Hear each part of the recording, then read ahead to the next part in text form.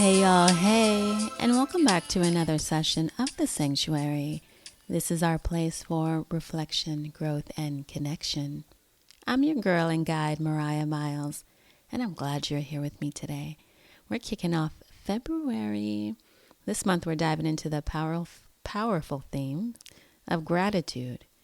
As we explore this topic, I also want to acknowledge and give a shout out that February is Black History Month, people. A time to honor the rich history and resilience of our community. Let's carry that spirit of gratitude into today's discussion. So sit back, relax. It's time to tune in.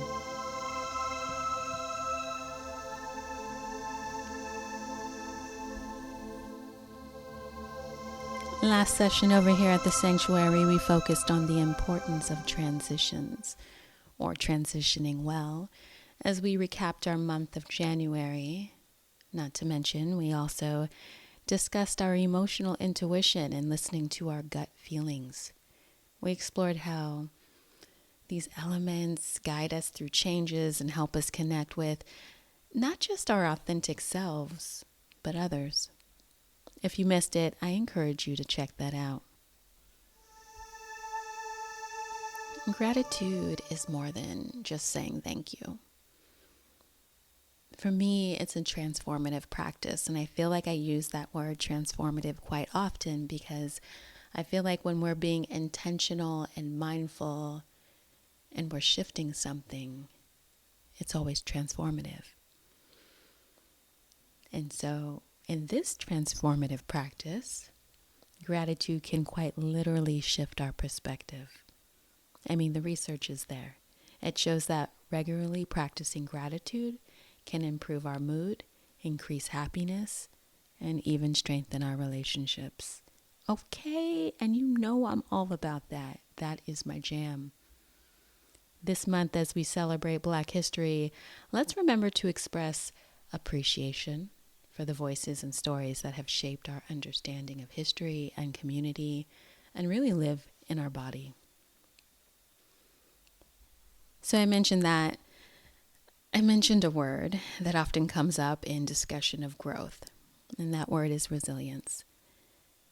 I feel like many people view resilience as a positive trait, and many people also have reservations about it.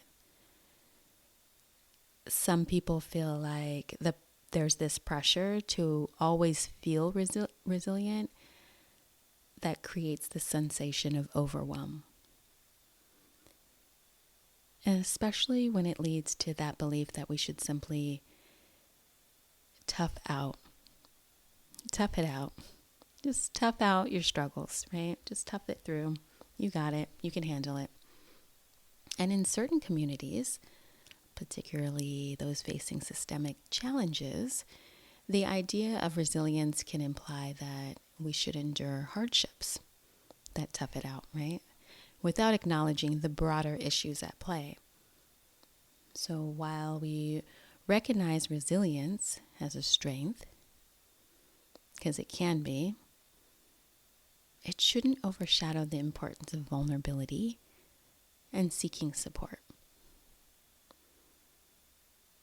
I think it just makes it too difficult. There has to be a duality. So as we discuss gratitude this month, let's also remember that acknowledging our challenges and allowing ourselves to feel is just as important as celebrating our strengths. Gratitude can coexist with vulnerability. It can allow for the creation of a more holistic approach to healing. I wonder how that lands for you. Does anything come up?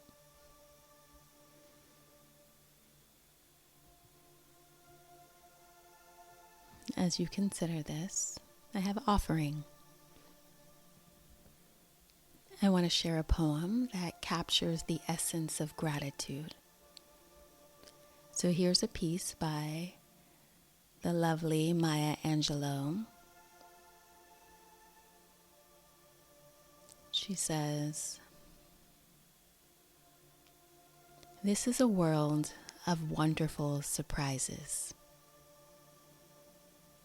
There is beauty and wonder all around. When I stop to see and feel this, my heart expands, my spirit is unbound. For every moment that I cherish, for every breath that I take, I give thanks to the universe. For every joy, every heartache, gratitude is a gentle reminder of the love that fills the air. When I embrace this gift of life, I find peace and tender care." And those were the beautiful words of the late and great Maya Angelou, entitled, "This is a World of Wonderful Surprises."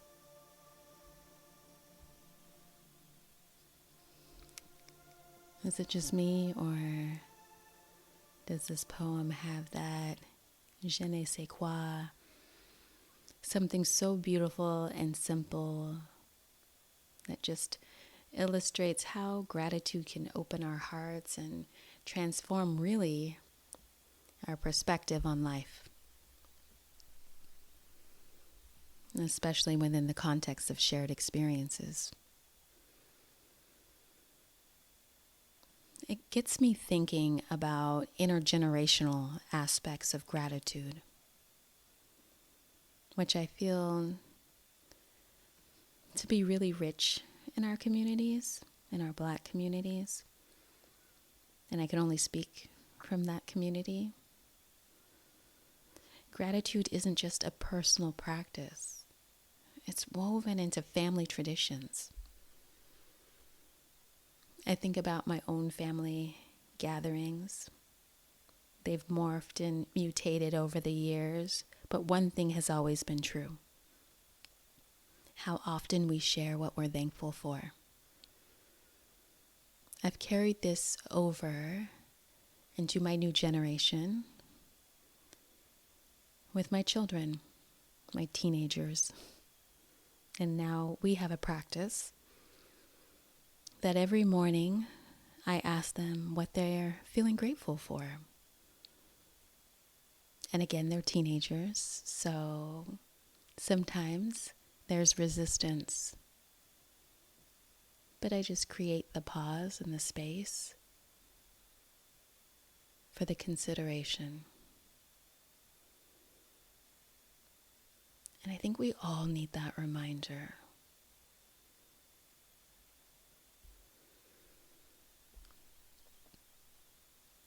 A lot of us grew up with hearing different phrases like count your blessings or appreciate the little things. They sound like one-offs, but there's weight in it, right? These sayings really do carry weight. Again, that reminder, they're reminding us of the strength and resilience, yeah, there's that word again, but the strength and resilience that our ancestors showed, mainly in the face of adversity. And sometimes it's in the small things, the simple things, the things that might be overlooked day by day. And sometimes that's all we have. Reflecting on these lessons can deepen our understanding of gratitude, the relationship that we have with gratitude. And it also makes me curious. Where did that relationship originate from? What are the origins of your relationship with gratitude? Who taught you what gratitude was? How many of you have stories from your families that highlight the importance of appreciation? Maybe there's a special memory or story that stands out to you. I think it's important to share these memories, to allow ourselves to continue the tradition of storytelling, whether it's oral or written. So let's honor that wisdom as we embrace our journeys by pausing the recording and allowing yourself to sit with your journal or your sketchbook for a moment and see what comes up for you.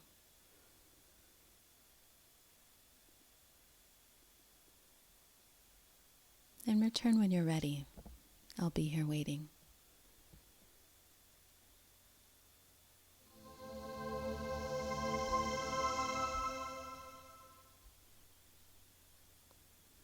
Part of any healing is incorporating integration and processing.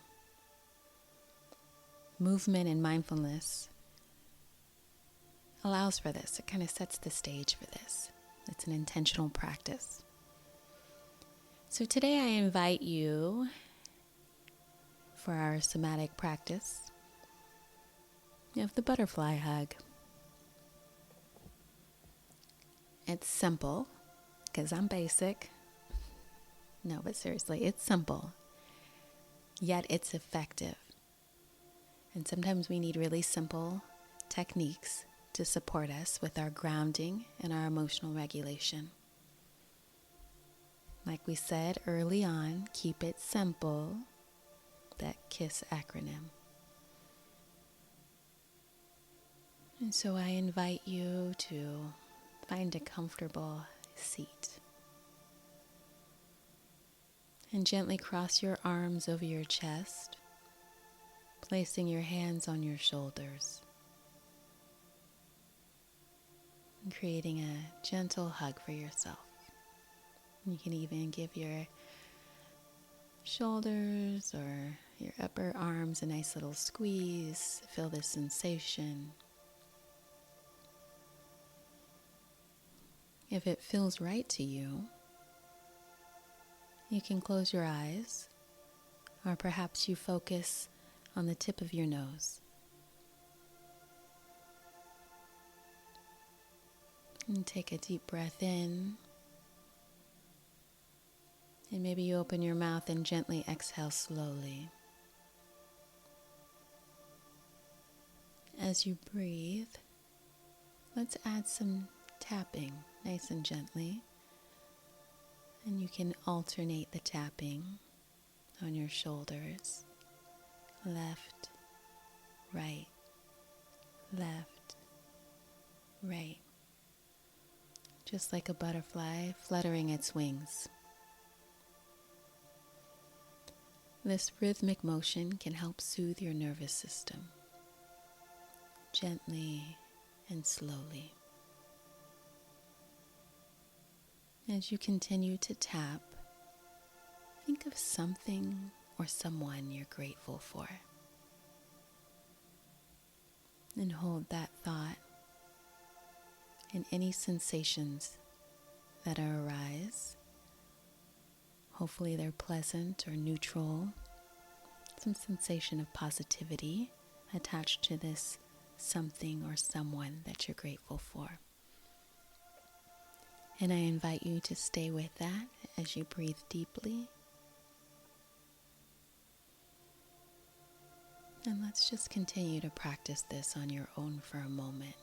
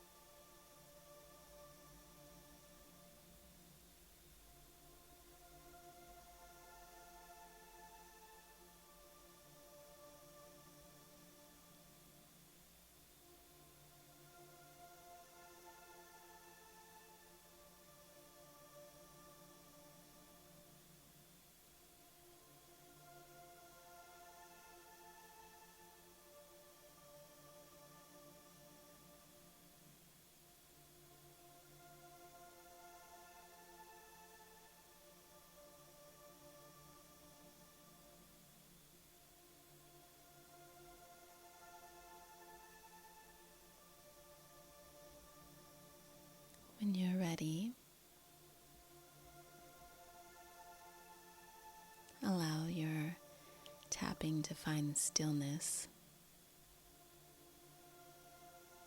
tune back into your breathing, noticing each inhale and each exhale. Feel yourself connecting to your seat.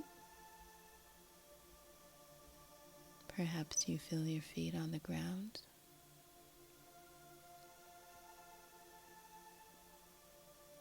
Just feeling the sensation of whatever your body is connecting to.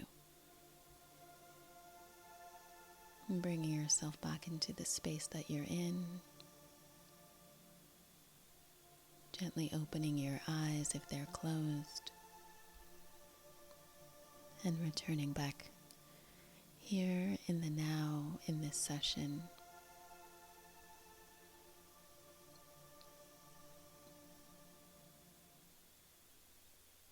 I wonder if anything came up for you during that practice. What it felt like for you, what you were experiencing.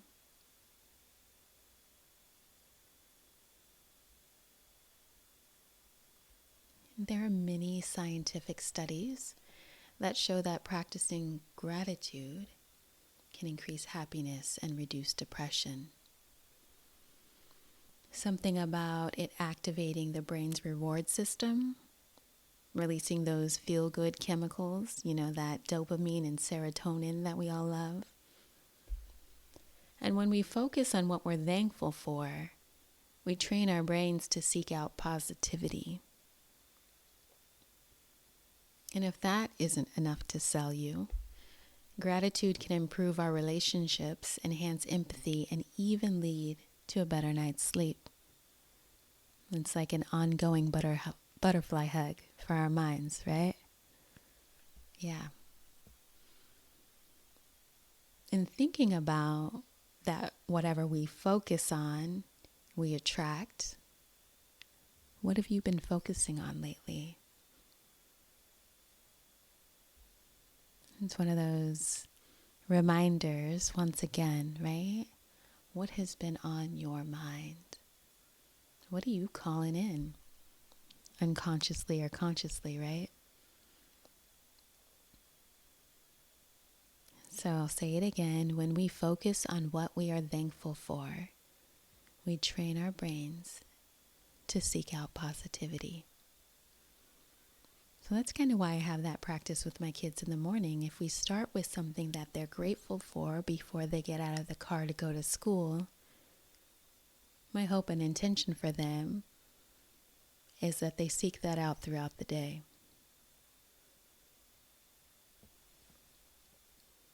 When they're not in my presence, I send them a text message each morning. What are you grateful for? They hit me back and tell me.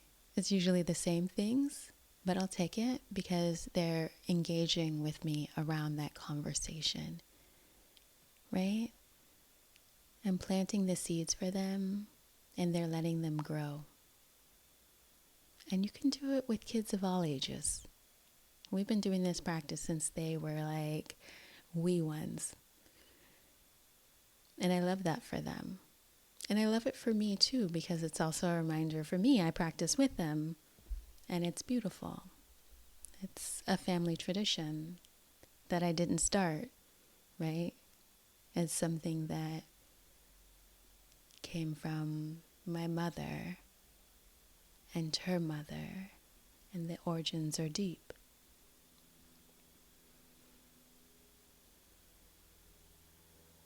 Just talking about it really warms my heart, makes me feel really open, heart-centered. I feel connected. And I'm so happy to be able to share this practice with you, or to practice with you. Again, it's nothing new, but it's the reminders. And we meet people along our path who walk this path with us, who give us reminders.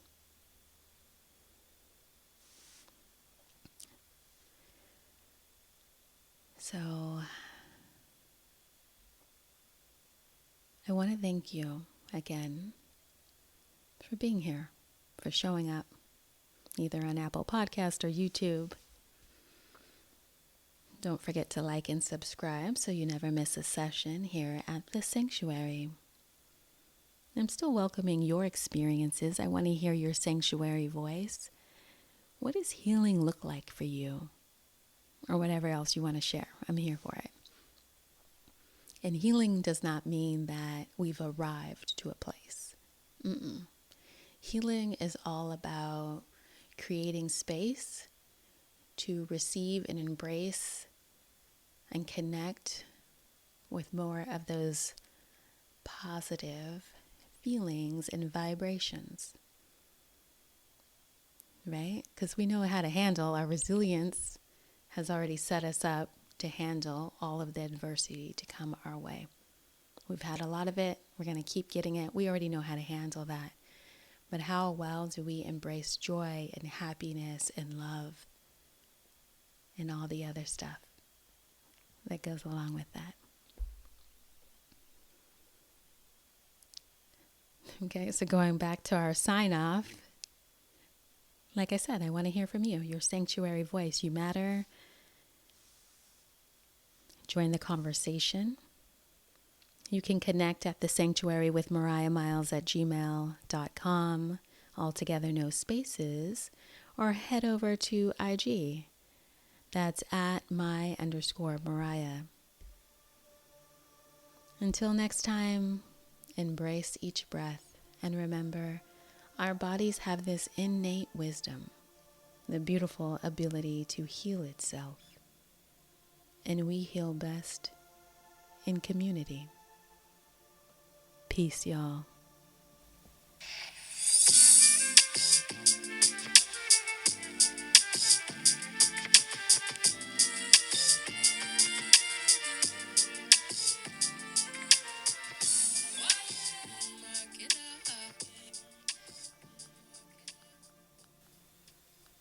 While this podcast may feel like a therapeutic conversation, it is important to note that it is not a substitute for professional therapy or mental health.